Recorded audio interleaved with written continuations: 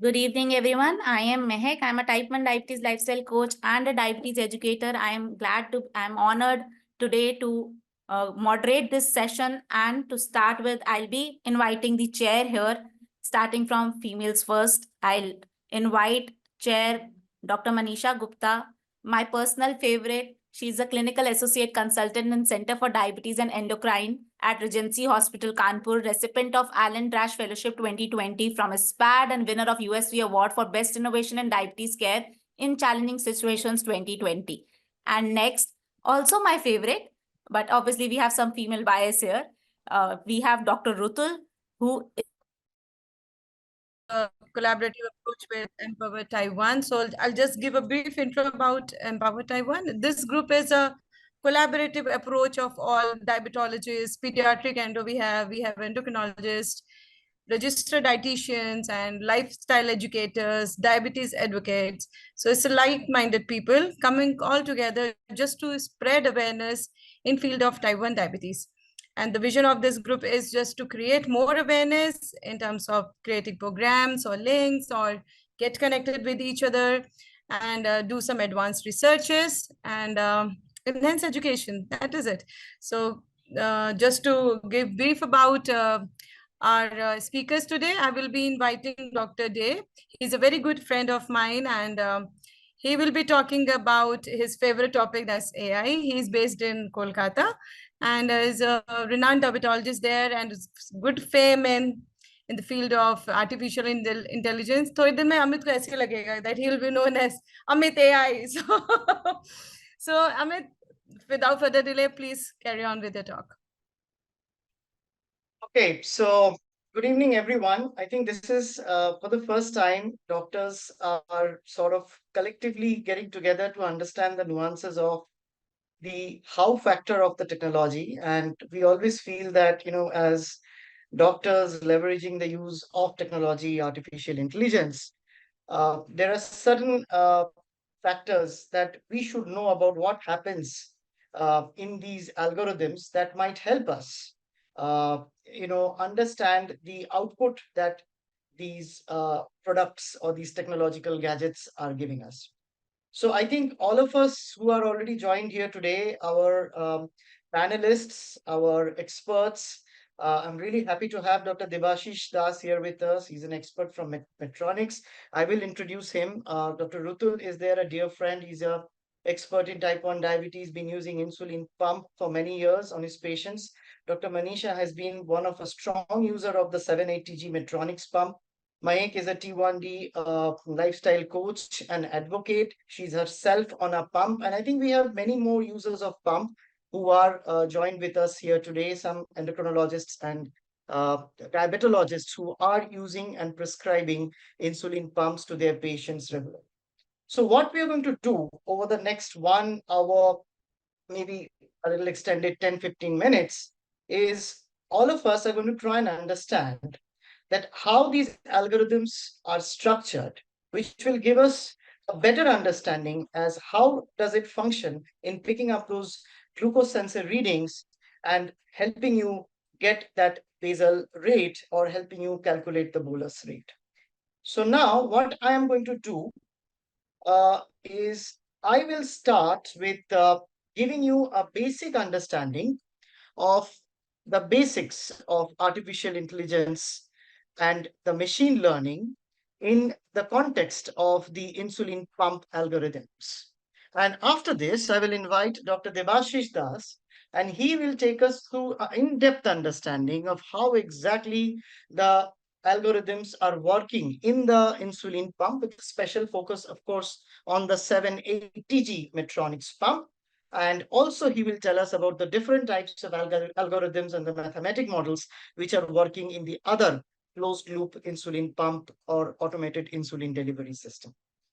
So let's look at this. Now I'll take about 10 to 12 minutes where I'll go slow with my content, because whenever I speak on AI, I usually prefer to cover the basics, something that should be the foundation model of all the next gen doctors, because this is what we will be dealing with in the next 15, 20, 25, 30 years.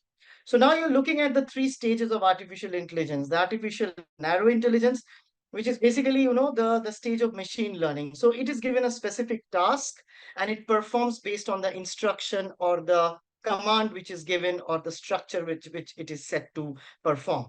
And then, of course, you're looking at artificial general intelligence, where it will start functioning independent of the input and the command. And there is going to be a particular era of machine intelligence. And then, of course, we would probably be heading into a phase where we are going to be looking at artificial superintelligence.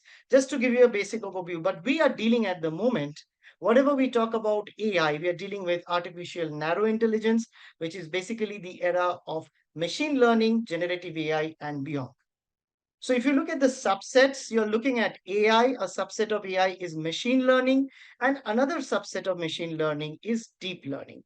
Now, machine learning means giving the computer or the algorithm an ability to learn, which is supervised, unsupervised, or it can be reinforcement learning. I will take you through these terms individually because at the end, we'll try to understand that why these terms are also important when you're looking at a AI algorithm.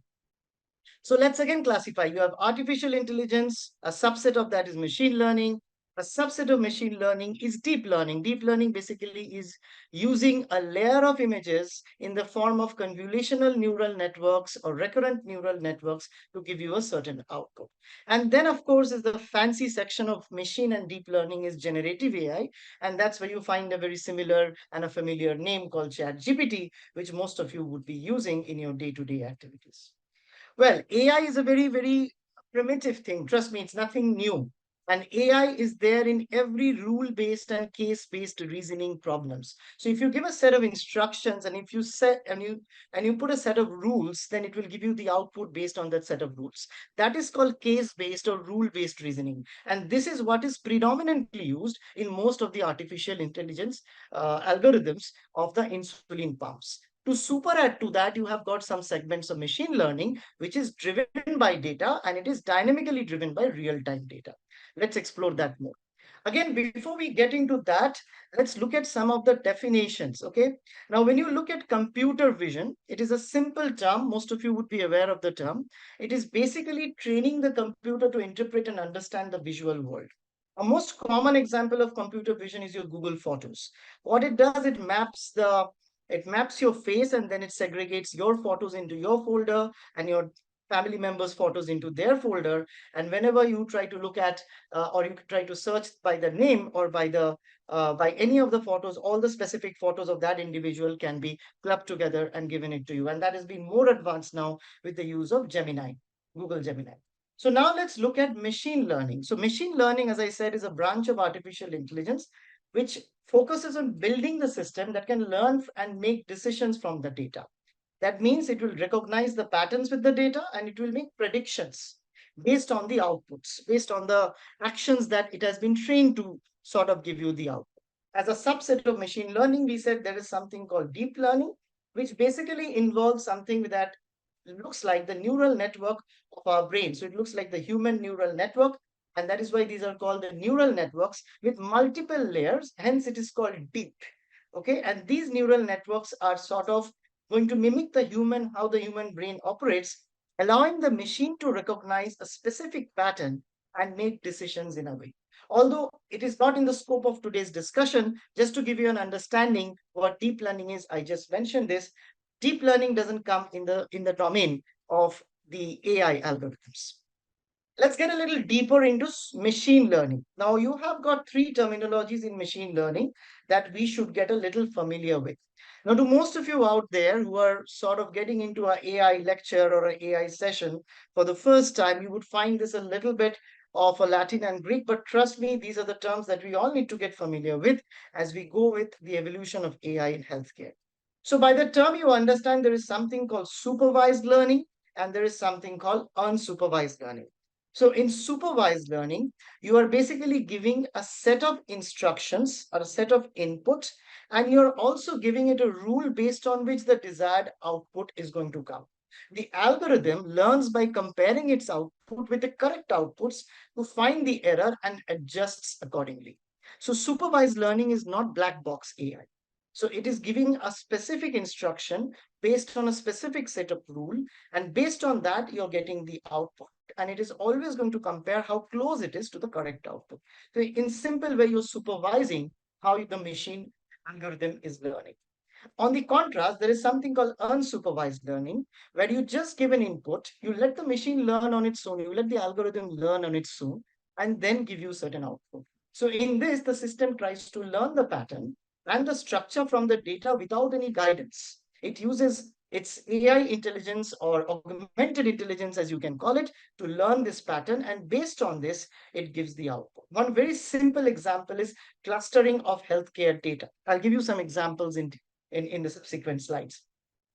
Another very important context is called reinforcement learning. This is a very, very important segment of machine learning that is going to find a lot of use case and nuances in healthcare and also in the algorithms of insulin pump that we will show you in the next few minutes. So reinforcement learning includes an algorithm which basically learns to make the decisions by performing the action in an environment to get some reward. So it works on a positive and a negative feedback mechanism. So if it gets a positive reward, it's going to give you the output more in favor of that particular, output. And if it gets a negative reward, the next output it will give against that particular output. So it will go away from it. So that is by a constant feedback mechanism, the reinforcement learning process takes place.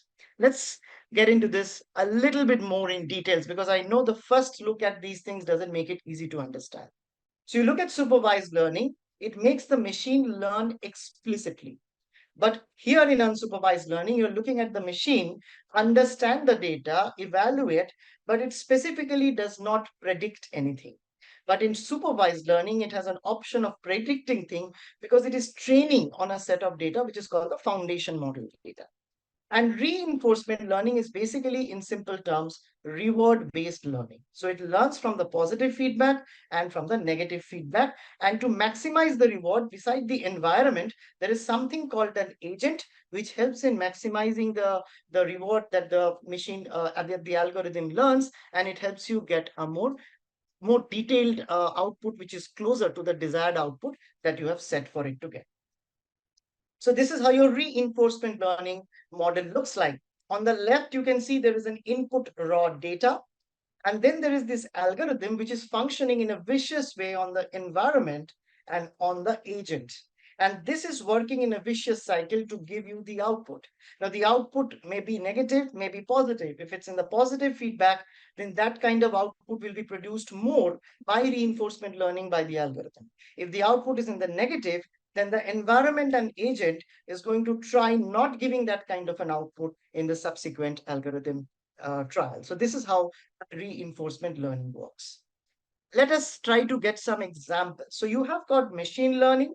Now, if you look at unsupervised learning, you can see some applications like unsupervised learning can be used in clustering, in data clustering, in targeted marketing, in the visualization of very big data. You can structure it using unsupervised learning. Whereas you can use supervised learning in classification, like for example, in or disease classification, or even in diagnostics. Like for example, the regression model can be used in weather forecasting or population growth prediction. Reinforcement learning can be used in gaming, robot navigation, skill acquisition, and real-time decisions. And this is exactly where the reinforcement learning finds its application inside the insulin pumps. Again, if you classify, supervised learning has got various types of algorithms. These are just the names to introduce to you. So the next time you see these names, they are not Latin and Greek to you and you know where they are coming from. Like for example, the classification and regression models has got so many types of algorithm. Some of the most common ones used in healthcare is decision tree, support vector, random forest. Also, you have the lasso and the ridge regression. These are some terms you will find even in statistics, and they are now used in the machine learning algorithms. Unsupervised learning basically means clustering, but not giving you a specific prediction. And reinforcement learning is most commonly used in decision making. This is where you will find its use in the insulin pump. How does machine learning works? It works by data collection. Then the data is pre-processed and it is clean. So you get a clean structured set of data. Then there is a layer of feature selection and engineering. Then you select the model. Now the model is whether you're going to use a decision tree or a support vector mechanism. That's the kind of a model that you select. Then the model is trained on your initial foundation set of data. That is very important. The more set of data you give to your model to learn, the better you will get the output of the model. Finally, you evaluate, and it undergoes a constant level of tuning and optimization. And on top of that, you can add a layer of reinforcement learning that will help the model get better output every time you're putting in an input. And that's how artificial intelligence algorithms learns. So this is a very basic of understanding of machine learning as in brief. I mean, there's a big story about it, but this is as concise as you can understand. Now let's draw ourselves into the algorithms of the insulin pumps. Now you see in insulin pumps, you find something called control theory. And in control theory, it is basically a mathematical and interdisciplinary field which focuses on developing a set of principles and algorithms to design a system that can observe their environment, autonomously adjust their action to achieve a desired outcomes. You can see that exactly what happens inside the insulin pumps. There are basically most commonly two types of algorithms used in the based on the control theory inside the insulin pump.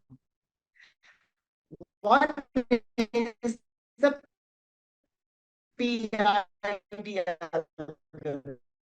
It is a more classical control theory kind of an algorithm. It is used in automated system. It has got three components. Okay, so these terms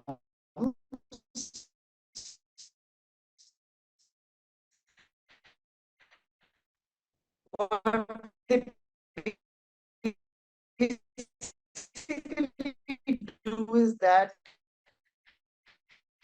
it calculates this in a more, and most commonly used algorithm is a PID algorithm. A little advanced simple terms.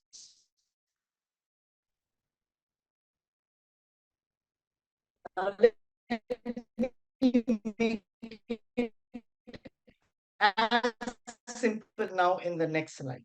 If you're confused, got three components which is going to help you maintain that particular height and that particular speed. One is the proportional portion of the algorithm. So what does it do? It basically sees the gap. So it sees how much are you away from the altitude.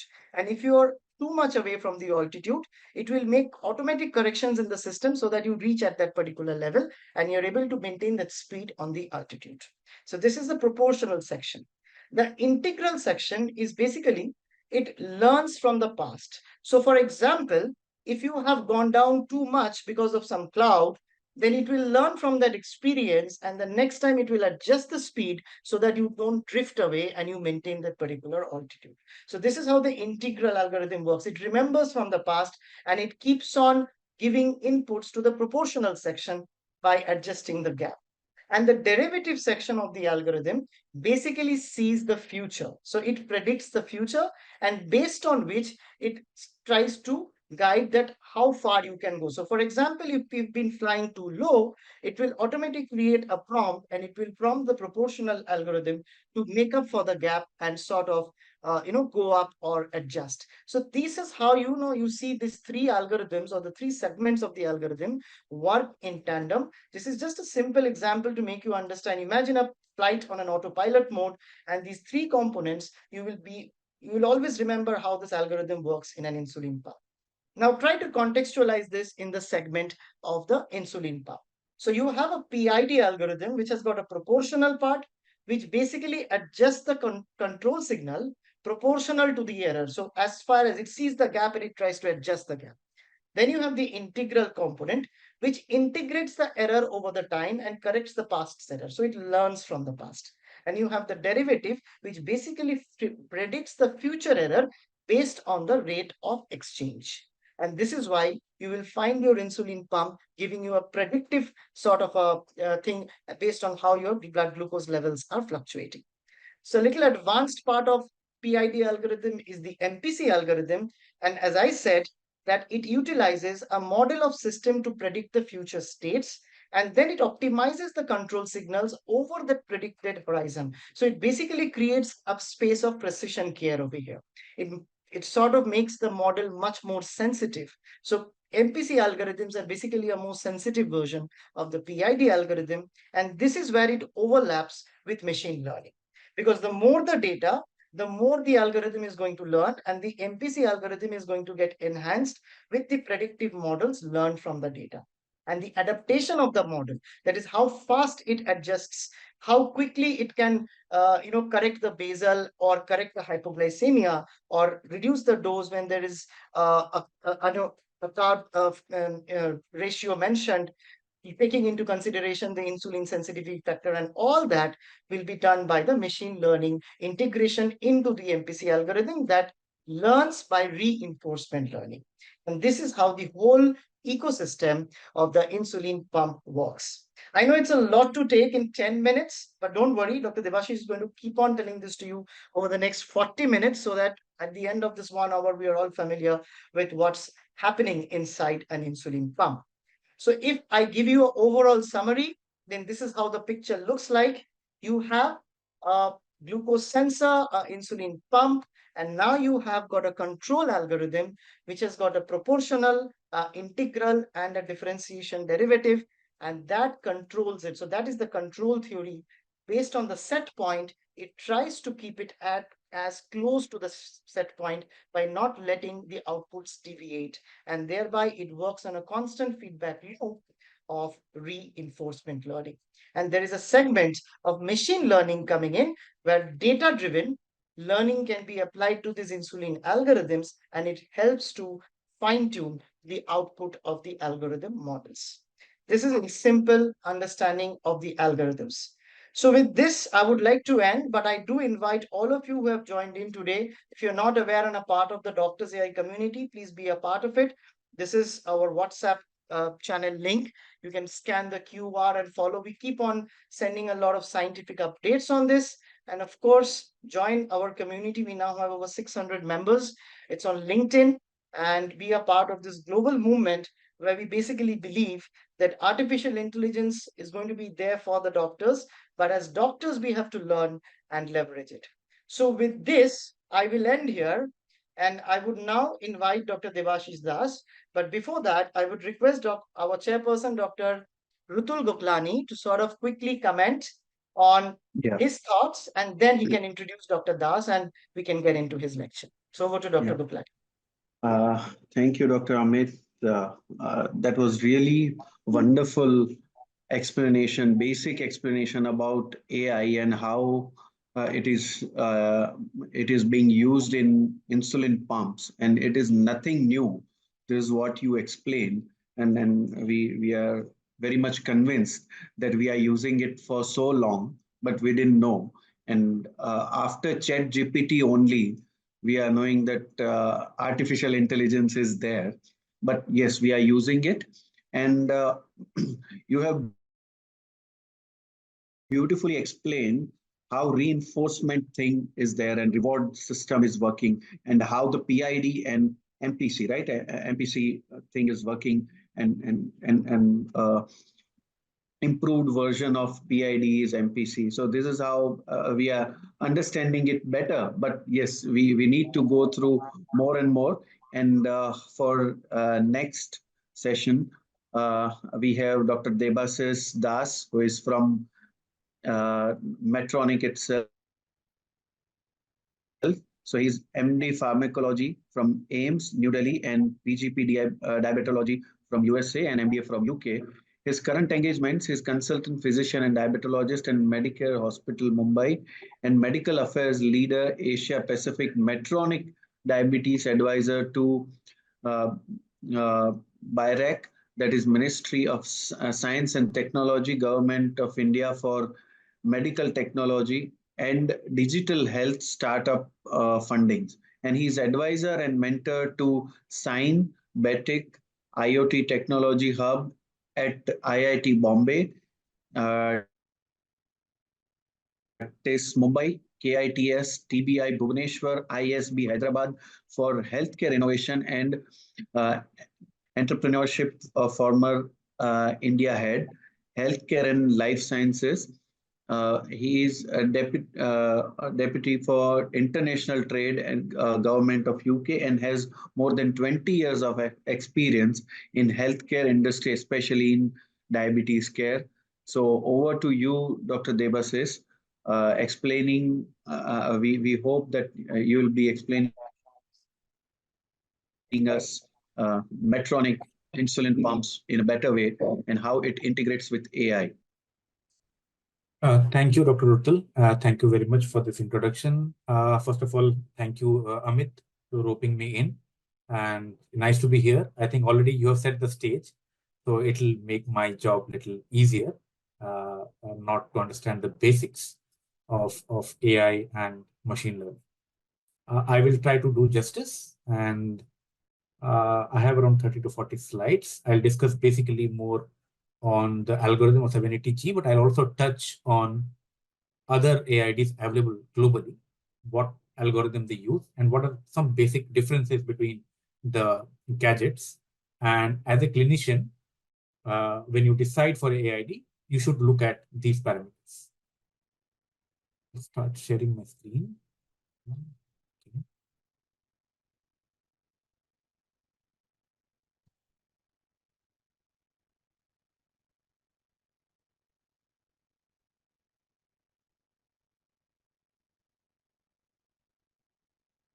I hope my slides are visible. Yes, Dr. Bass, please go ahead. Yeah. Thank you. Yeah. So I think we have come a long way from the discovery of insulin. If you see, in 1920s it happened, and this was the first IV insulin pump. And then you can see over the years, with the advent of CGM and other things, we have come a long way now, having I'll not say fully closed loop, but maybe a partial closed loop or a hybrid closed loop system. And if you remember, you must have seen in your literature or some of the publications, this was the first auto syringe used in US, sometimes I think in 80s or before that. And this was the first one, but it was IV. And from there, the journey came. This was the earliest of the commercial pump, a very basic manual pump, but this was a miniaturized version. And from there, that was only pump. It has nothing, it can only deliver insulin manually. It has a piston, and you have to give the command manually. Then it came sensor augmented insulin pump. That means the sensor can be integrated into the pump, but there is no role of pump taking the sensor data. The monitor will only show the real-time glucose. That's all, nothing else. Then the era came, sensor augmented, but then the sensor data was used by the pump to do some intervention. For example, the first of the sensor augmented pump, if I remember, 540 or 640, had a low glucose suspend. Means if the sugar goes beyond a certain level, whatever decided by the physician, the pump used to stop giving basal delivery for a certain period of time just to avoid hypoglycemia. This was the first of the data-enabled sensor augmented pump with low glucose suspend. And then this was the first artificial pancreas category of FDA-approved pump. That was 670G. We never had in India. I think only US, and if I'm not wrong, maybe Singapore and Australia had the opportunity to have this. So this is the first hybrid closed loop system with only automated basal delivery, no other features. After that, the system came, the similar system with Bluetooth technology, so that the sensors and the device and the mobile app can speak to each other via Bluetooth. Prior to that, it was not via Bluetooth. It was more of some other radio frequency. And then finally, as of today, we have the advanced hybrid closed loop system, which is you have automated basal and automated corrections. And I will discuss as we go more detail.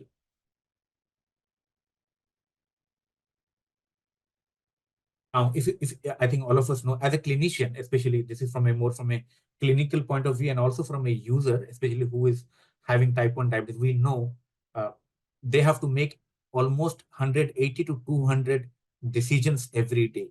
If you are not using automation, you have so many decisions to take. And that's a huge burden for any user or anyone with type 1 diabetes, whether on MDI or on any of these therapies, they still have to do so much of decisions every day, apart from their normal life decisions.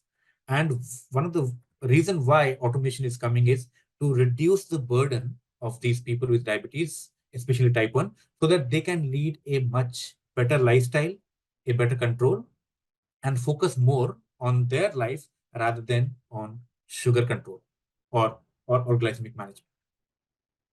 So without automation, around 180 to 200 decisions with the current automation, but still they have to make around, I think, 30 to 40 decisions. Not totally free.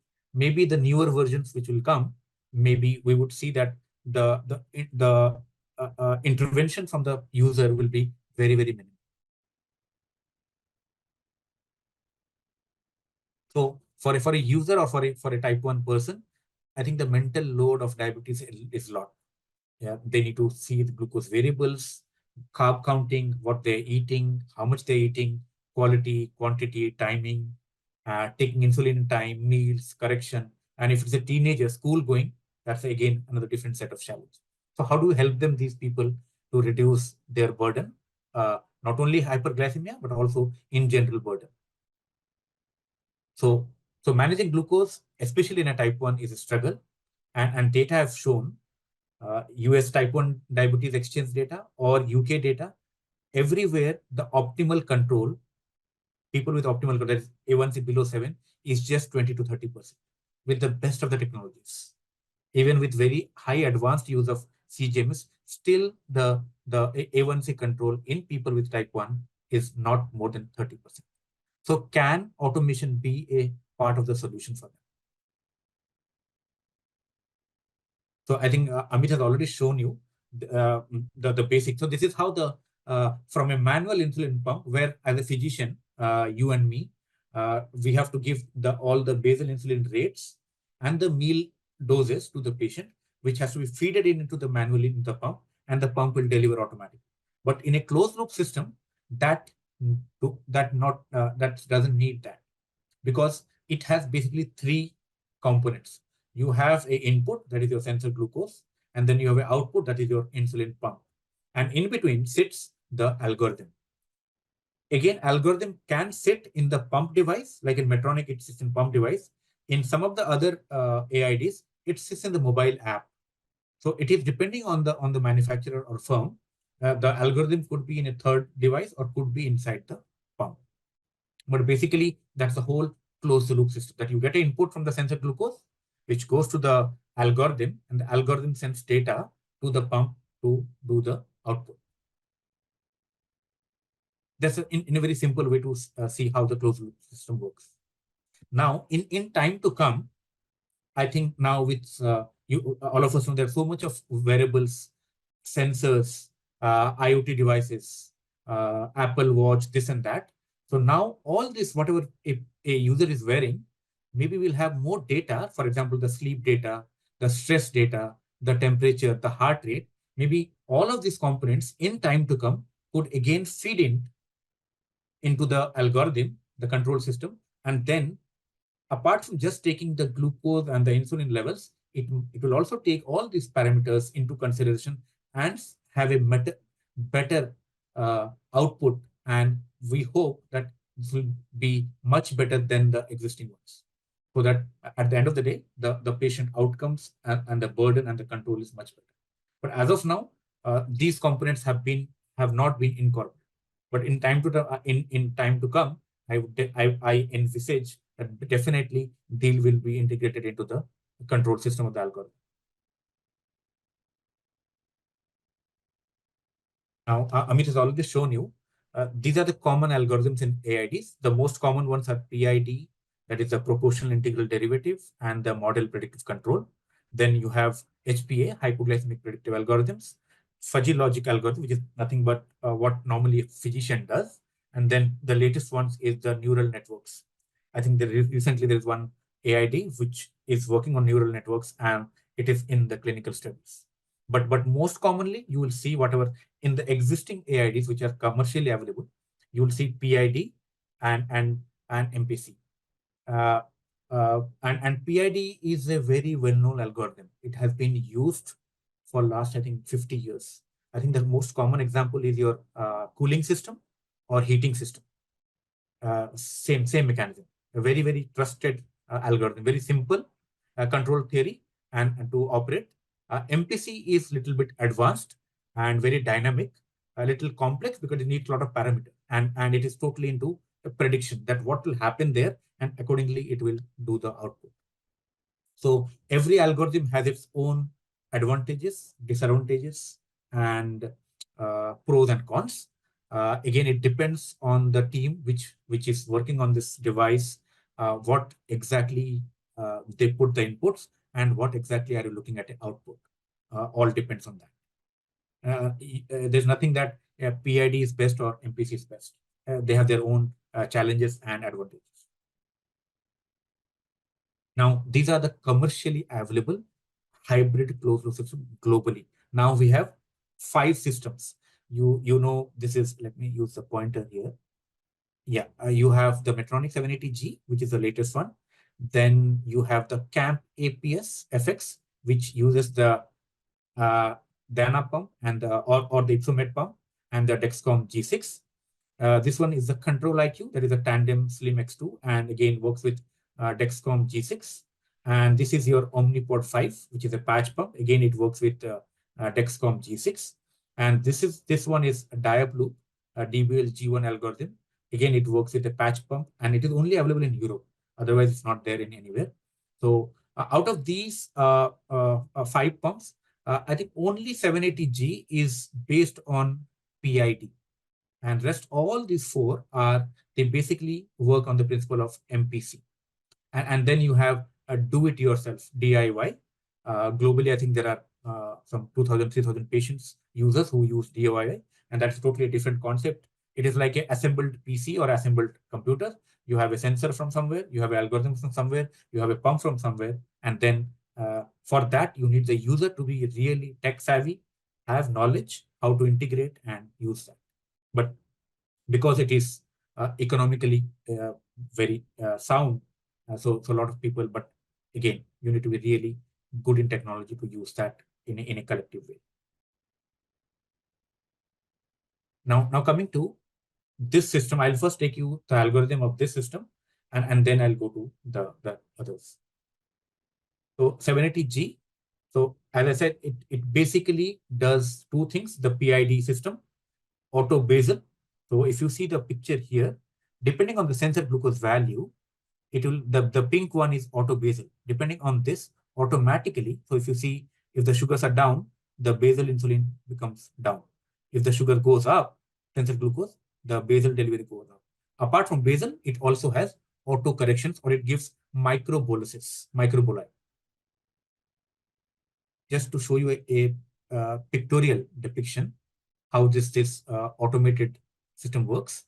It automatically delivers, depending on the sensor glucose value, it automatically delivers basal insulins and auto corrections every 5 minutes based on the sensor glucose readings.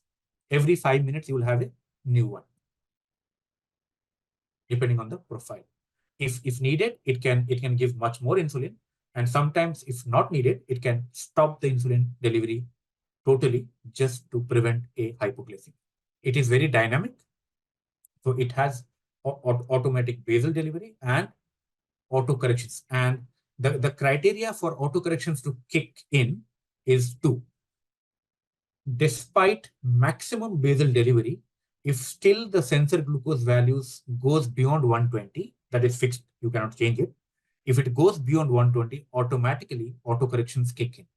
And maximum, there can be 12 auto corrections in the system every 5 minutes. And what is the maximum basal delivery? There is no set point. It will depend, or it will vary person to person. Even the same person, each day it might vary, because it is adaptive, and it takes a lot of parameters in the background, like in terms of what is the insulin on board, what was the total daily days for like 6 days or 2 days first, and how sensor glucose has been, and then it adapts every midnight. It adapts itself and can have a different set for the next day. It is a quite adaptive. This is about autocorrections or small microboli when the sugars go beyond 120 in spite of maximum basal delivery. Coming to the algorithm part, this is Amit already shown you. This basically works, or the basic brain behind is it is an adaptive. This is an adaptive PID algorithm, that is proportional integral derivative, with insulin feedback, and it also has some, I will discuss in few next slides, it has some MPC component also in some, but basically the basal delivery and the corrections are PID. So it takes into account real-time information of current sensor glucose, as Amit described so well, proportional, that is how far the sensor glucose is from the set target and how long it has been away from the target, that is your integral part, and how rapidly, or what is the rate of change, that is your derivative. So this blue one is your proportional, how far it is from the target, and this is your integral, how long, and this is the derivative part, what is the rate of change. And it also takes into consideration the total active insulin, that is basal and bolus totally, and then it decides, or this is the basic backbone of the insulin delivery, basically for the basal and for the bolus. And it also has a feedback mechanism, insulin feedback, how much insulin it has delivered in the last 24 hours, what's the active insulin, and all that. ISF. This is how overall this system works. It has two controllers. It has a basal controller and it has a correction controller. The inputs are the CGM data, whatever the insulin delivery, and the carbs which the person enters, the user. And at any moment, these has to be there in the system, a glucose target. In this system, there are 3 targets, 100, 110, 120, and also 150. That is your temp target if you're going for exercise or anywhere. The chances of hypos are high. So this is the physician has to decide the target. Then the active insulin time has to be fed in. This is a loose term. This is not exactly AIT. I'll come to that. And ICR. Again, ICR has to be given by the physician into the system. Then others are your, at any moment, although this is an automated system, the user can always modify or override, because at the end of the control is with the user.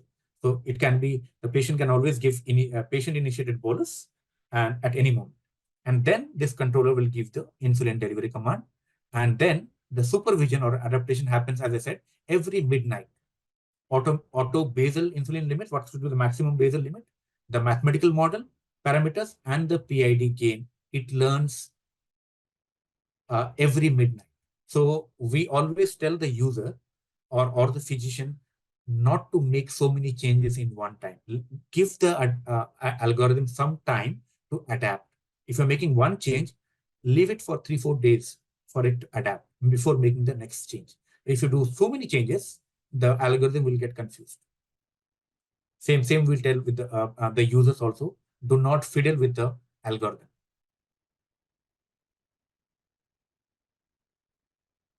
And the system was basically designed, if you say from a user experience, fine-tune the safety feature based on clinical and real-world data, minimize false alerts because that's very worrisome, minimize unnecessary exits from the automated delivery system to the manual, reduce the need of any finger stick measurement because now you don't need calibrations with the latest sensors, and therapy outcomes, maximize the glucose time in range 70 to 180, lower A1C, reduce hyperglycemia, and not at the cost of hypoglycemia, minimize hypoglycemia.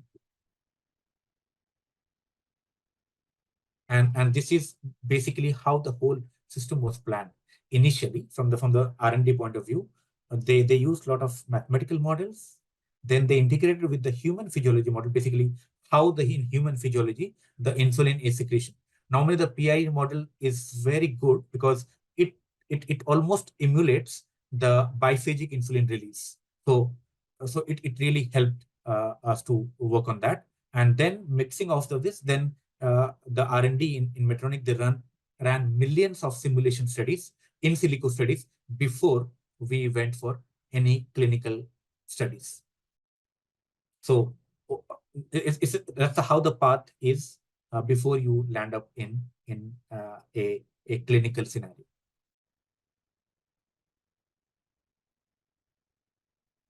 And I'm just saying, so these are some of the mathematical description of the modeling which is used in this delivery device. I'm not I don't have much of understanding of these formulas. If anyone in the forum here has a good understanding, maybe later they can do it.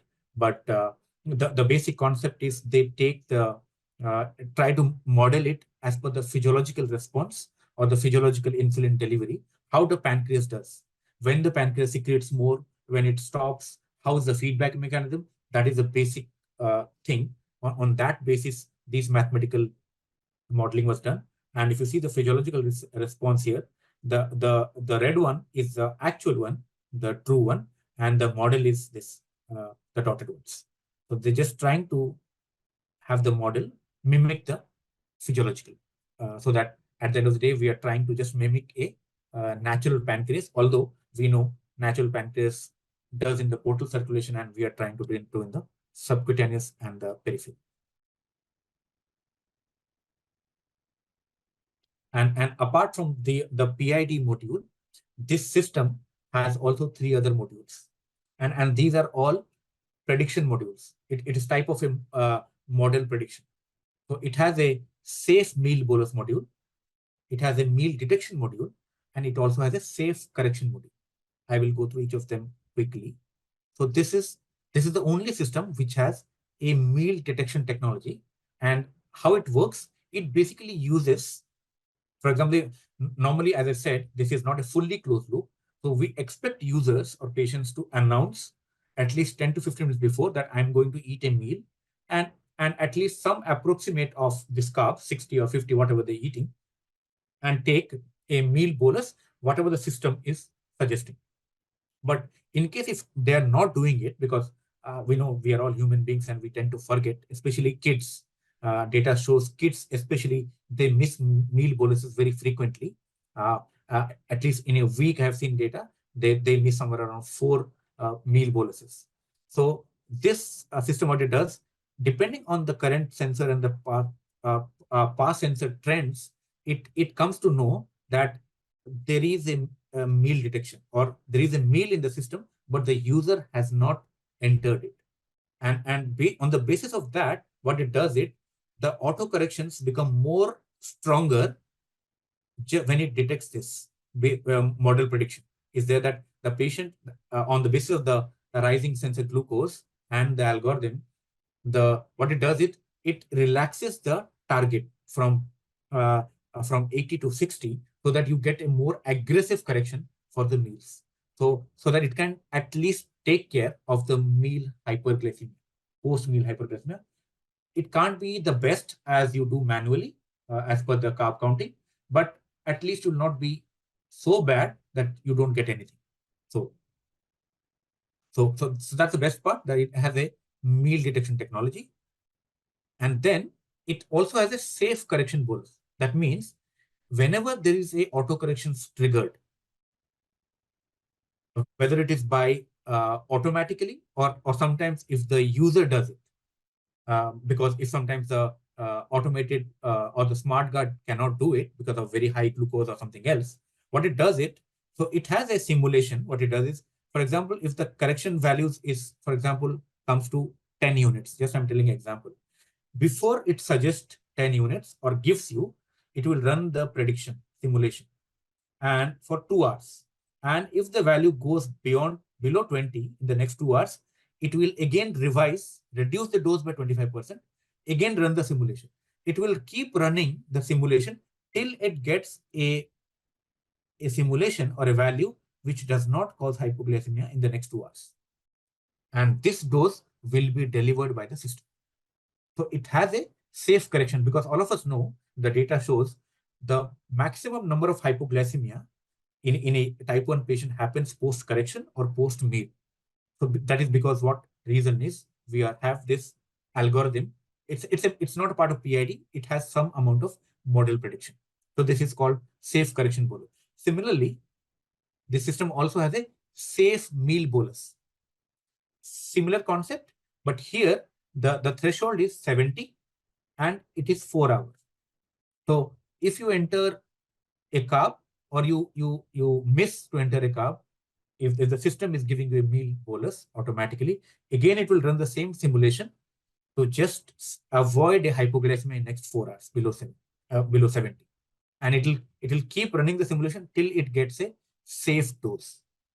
So apart from the PID, adaptive PID, and the insulin feedback, it has also some components of prediction: safe meal detection, safe correction, and safe meal, just to keep the user safe, not to get hypoglycemia.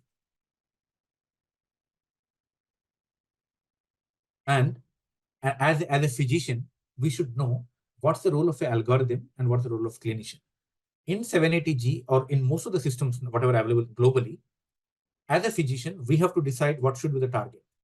Whether we want to, because in 780G, we have 3 options basically: 100, 110, 120. 150 is only for temp target. That is for the user to decide if he or she is going for exercise or swimming or something else. So as a physician, we have to do it.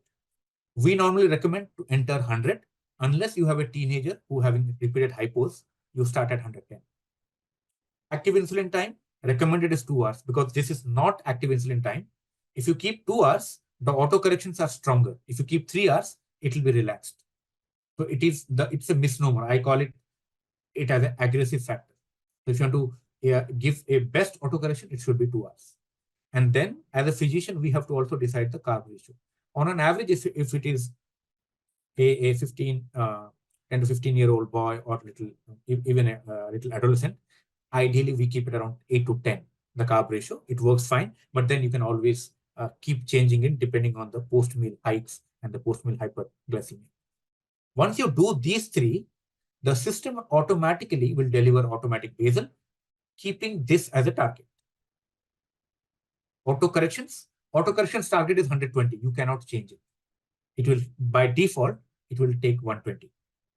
And it will also calculate ISF. It uses the same factor, 1800 divided by the total daily dose. So it will automatically decide the sensitivity factor and do the things. So as a clinician, these are our levers to fine tune the delivery and make it more aggressive or relax for user or for our patients.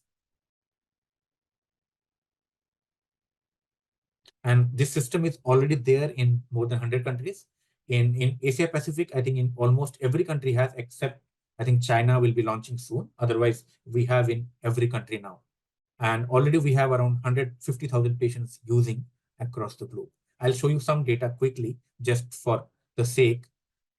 If you see Latin America or Africa, Middle East, Oceania, Asia, or Europe, on an average, we're getting time in range between 71.5 to 76.2%, and time below range below 3%. And these are overall, not on the optimal settings, because a lot of physicians get confused with the AIT term, and they are not using the 2 hours. They use somewhere between 3 hours or 4 hours, taking the physiology of insulin, of rapid acting insulins. And if you see overall data now, this is 1 lakh users globally as of now, and more. If you see overall, it is 72.3 time in range, and you can see the time below range 2.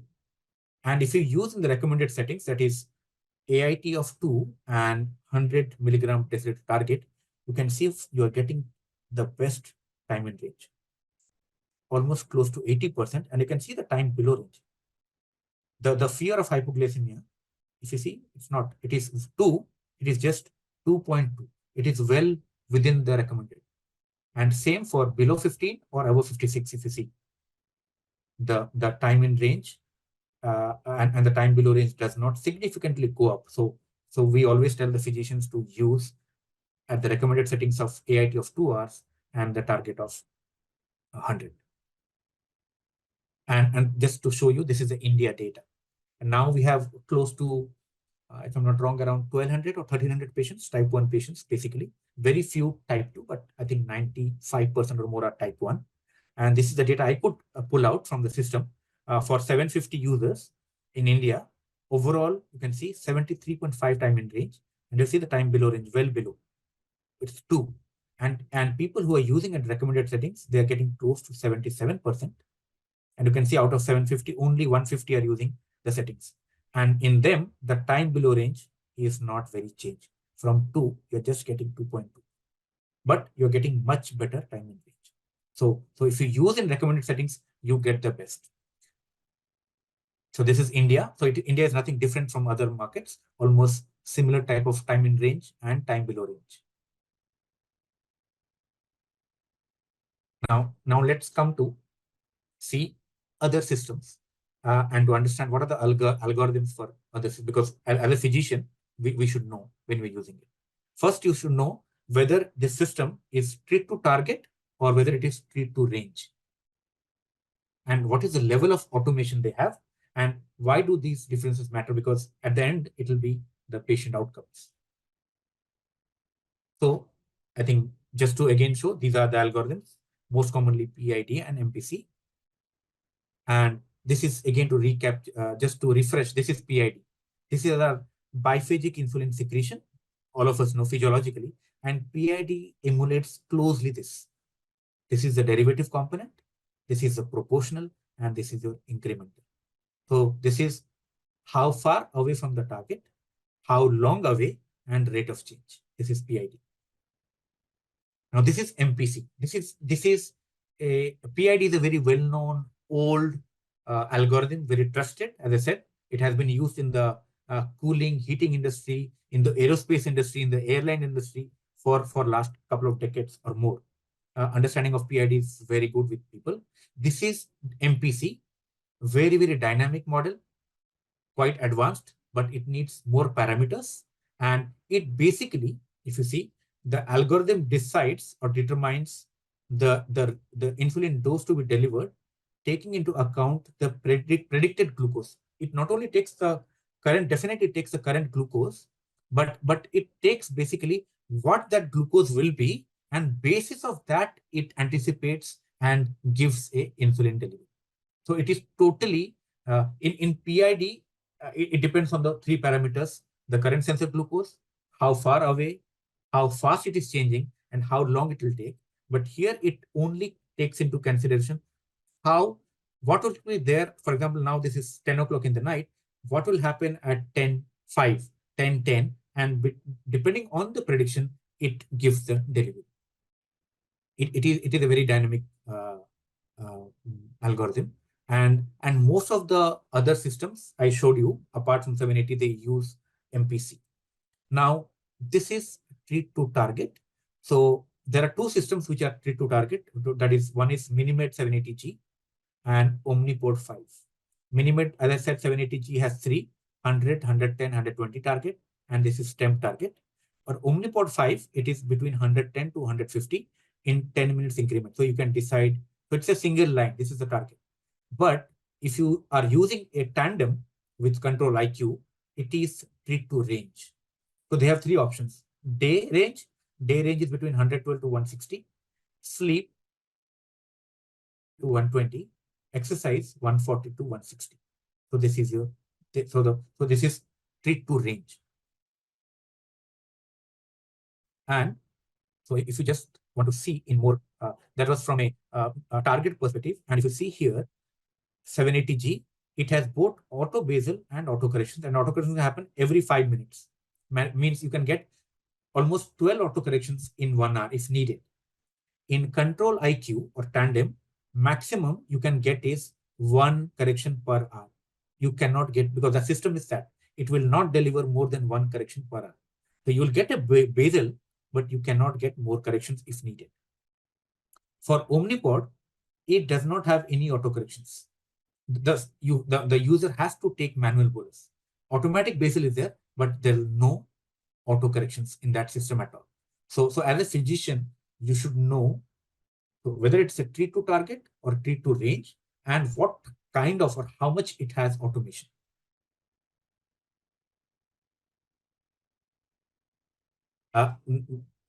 That's all I wanted to showcase. I think I kept it short to keep it more interactive and more discussion rather than just one-sided.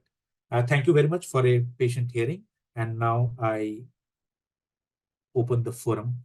I hand over to the moderators. I'll just stop sharing. Wonderful, wonderful talk, Dr. Debashish. So as I was going through all your slides, and I understood that 780G is the most advanced pump and advanced hybrid closed loop pump. But as I was going through recently, and I came to know that there are few pumps which are closed loop pumps already. You have any idea about Beta Bionics, and or is it still in progress? So as they have got USFD approved, this is what I posted before few months, I guess in July or August.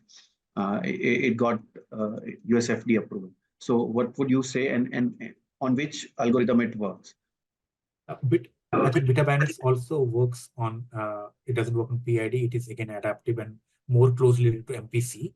But again, it is not fully closed. When we say fully closed means the user doesn't have to do anything. Currently, the systems are still partially closed, means still they have to consider the meal component. They have to enter the carbs and take manual bolus. If you do not do that, you will not get a optimal glycemic control. Your time in range will be not close to 70. It will be somewhere between 60 to 70. So still Beta Bionics and all those and all those systems currently are all single hormone. And there is a the dual hormone that's still in clinical trials going on. But the challenge is people are not able to get a stable glucagon solution which can be kept in the system, because glucagon is very, very highly unstable. That is the challenge to use a dual hormone system. So most of them are now single hormone. Right. So what was the basic difference between 670G and 640G? As I could understand that it has auto basal system, both of the pumps had. No. 640G has only low glucose suspend and predictive low glucose suspend. That's all. It's like a navigation. It will tell you. Okay. Are you going to have basal correct? It doesn't have. 670G was the first closed loop system commercially available under the category of artificial pancreas, which had, apart from low glucose suspend, predictive low glucose suspend, it also has automated basal delivery. Okay. And the difference was it has only one target, 120. It did not have 3 options, 100, 110, 120. That's all. Right. Challenges what? It didn't have these model prediction control for safe bolus, safe correction, and meal detection. And other challenge was a lot of exits used to happen. It used to throw out the people out of the smart guard into the manual mode because of sensor issues and other algorithm issues. Those were the challenges. Okay, great. Thank you. We have some questions in the chat box, if I may. So, Yes. Dr. Debashish, there is one question which is from, I think, Dr. Vimal, which is, what is the advantage of treat the target over treat in range, or vice versa? If you're doing treat to target, it's much more what you say aggressive. Treat to range, because if it is within that range, your basal delivery will not change. It will just be there because it is, for example, if you're in case of Omnipod, it is the night range is 120 to 140. So if the sugars stay at 140, the same baseline insulin will go on, although 140 is little on the higher side in the baseline level. But in control IQ, you have individual target, or 780, you have one target, 110 or 100. They're more aggressive when you say treat to target. Great. Thank you so much, Dr. Debashish. Next question is again from Dr. Vimal, which is that when the sugars are rising, they could be also due to other factors like hormones, stress, infection. So in that case, does the prediction mimics it like meal sugars rising, where you said no, it predicts the carbs when you forget to put the carb. So if it predicts the sugars rising through hormones as meal sugars, then does it run the same algorithm as for the meal sugars, or there is some other algorithm? When we say meal detection, it takes into account of past sensor glucose values, the trends. But in a situation like if somebody is on steroid treatment, or if it is during menstruation, or something else, okay, the algorithm or will do it, but to fully adapt. For example, a patient of type 1 is taking a steroid, oral steroid, or inhaled steroid for asthma or something else, okay, or maybe for oncology. It will take time to adapt, and it will not happen overnight. It will take few days to adapt it, because this input is not there in the system. It's a challenge. And to mimic that, I didn't show you because of limitation of the time. I had a real world data from Ramadan last year, and we saw what happens in Ramadan. We know Ramadan is a very lifestyle thing, correct? So we checked the algorithm adaptation. We did the study. So from the first day of Ramadan, so 7 days before Ramadan starting, and first 7 days of Ramadan, towards the end, the last 7 days of Ramadan, and then Ramadan closing 7 days. And we have data, and it's published. You can always see that, published by Dr. I think someone from Gulf.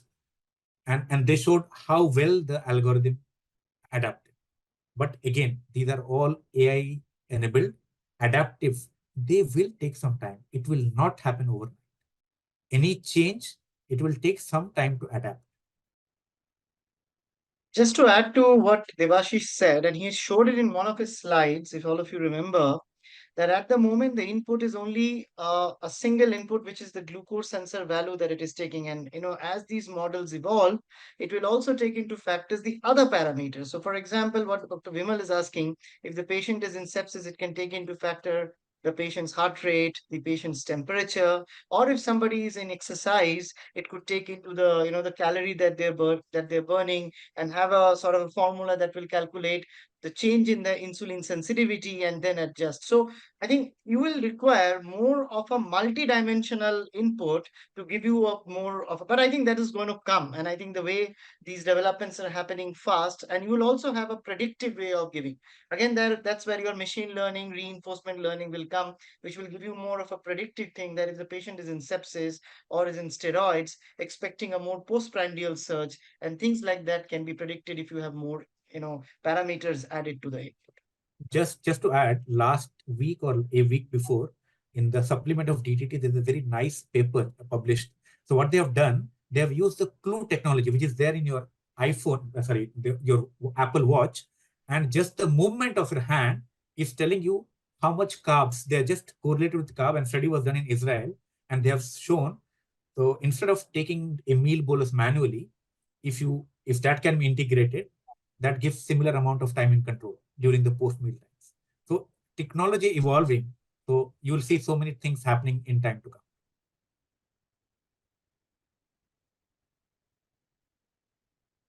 You're on mute, Mike. Mike, you're on mute. Sorry. There is one more question. The participant is not here, but I think the question is interesting, so we will take it anyways. You talked about hypoglycemia prediction analysis. And she wanted to know whether hypoglycemia prediction analysis predicts Somogyi and Dawn phenomena also. So Dawn phenomenon will automatically, it doesn't need hypoglycemia prediction. The algorithm itself will be able to do it. The PID algorithm is powerful enough to know the Somogyi and Dawn phenomenon. Right, definitely. Thank you. So There is I have- also something called I have- fuzzy logic that works. Yes, yes, Dr. Manisha, please go ahead. My question is apart from the algorithms. This is like I've been asking these questions to everyone, but this is all about like with pumps, so it is very densely connected with the patients. Why don't we use 2100 divided by total daily dose instead of using 1800? yeah. I think what I can say is, I think that the decision is taken by the for every manufacturer. So they have a R&D team and a clinical team which work very combinedly, and they take inputs from clinicians like Dr. Tade, Batlino from or others in ADA. They take inputs, and I think that's what my feedback, my learning is, that they find that 1800 is more suitable in general of the uh, calculation rather than the 2100. But again, it's just However, Dr. Debashish, I have a follow-up question on the same thing. Especially when we are now these days, we are recommending pump to very young kids. 6-year-old is using a pump, 4-year-old. That time the entire formula changes. Though what we are doing is now we are not using the formula. We are simply trying to tweak it and put just the number in ISF or ICR so that we can play around with the formula. But then we are trying to change the oil algorithm. The correction will anyways go by the formula. That is why I have seen recurrent hypoglycemias in 780G users in kids' case. I totally agree. Currently, 780G, currently from approval point of view, it is only approved 7 years and above. And also, the total daily dose has to be 8 and beyond. If it is below that, it cannot be used. The system will not work. There are few other pumps currently, I know. I think it's Omnipod or something. I think they are approved between 2 to 6 years. Although now 780G has been the studies have been done in 2 to 6-year-old. I've seen a data from Poland and I think, and one more is going on in US or Europe. So what they are looking at is such small children, there are different challenges. So how the systems works and what settings needs to be done to change, especially. So what I have seen the settings usually in a 2 to 6-year-old below 7 or who require very small doses like 6 units, 8 units, 10 units. There we are telling them to keep the target at 120 or 110. And maybe if you're saying the corrections are the basal insulin will not cause usually hypoglycemia, the corrections will cause. Yes. So what you can do is just relax the AIT to 4 hours. If corrections, the challenge is gone. You will not get the hypoglycemia. You just that's the liver. It is a false term. It is not actual physiological. Actual AIT should be 5 hours. All of us know. Yeah. Humalog or 5 hours. But this is a liver to make the corrections either aggressive or less aggressive. 2 Right. is highest aggressive. So if the child is having, then please relax it to 3 or even sometimes needed to maybe 3.5 or 4. If hypoglycemia is a concern. Okay. One question, Dr. Debashish, this is from all the doctors. There's one question. We see fear of adopting to technology because we are not trained in technology. So when they want to shift to 780G, you have the knowledge, Dr. Amit has the knowledge of AI, Dr. Manisha has learned. So is the company providing any training to doctors so that they can adopt to it? Or we have some doctors community like Doctors AI is there. Do we have any community which is providing training to doctors so that they can adopt this technology and have this knowledge? I do not look after India so much, but I know that although I am based out of Mumbai, but there are so many workshops which happen at different forums, whether it is Diacare or Dr. Mohan's conference or Dr. Jyoti Dev, or even Medtronic conducts a lot of training both for pediatric endos. They have a forum where they do for pediatric endos, and they have different forum for diabetologists and endocrinologists. They keep doing the training. And to be very frank, you don't need to understand AI or the algorithm. As I said, in that whole system, and there are beautiful review articles you can always go through into. There are multiple. They have been published for last decade, and the latest one just came few days back. There you can have a basic knowledge on that. And as I said, in that I showed a slide. As a clinician, only 3 things in our hand: the target, AIT, and ICR. Nothing else. You Right, cannot do anything else. So even you understand PID, you cannot do anything. right, And right. and from a user perspective, what I have seen, my experience now across the globe, the more ignorant the user, better the outcome. I have I seen totally agree.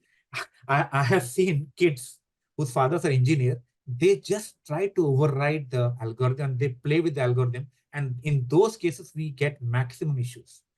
People who Totally. are ignorant, they do much better because they just follow and the algorithm. So Definitely. sometimes we need to have a balance of things. We True, say very this, true. yeah. We say this that in Yeah. 780G patience is the key. So that's what we have been No, trained. at the end of the day, it's the users. Correct. Yeah, It's all about the users and their lifestyle. definitely. Yeah, Okay. I think there have been two very important takeaways from Devashish's talk. One is, of course, the adjustment of the AIDs. I think that concept is clear to most of us who've been using the pumps on a regular basis. And also it made a very important statement that you should not fiddle, with the rate very fast, because you should let the system get adaptive. And I think that brings in the core, where you need to understand a little bit of the basics.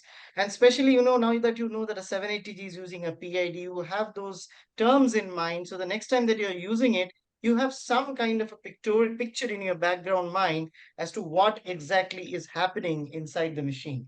And you just don't look at it like a black box doing black magic on your patient.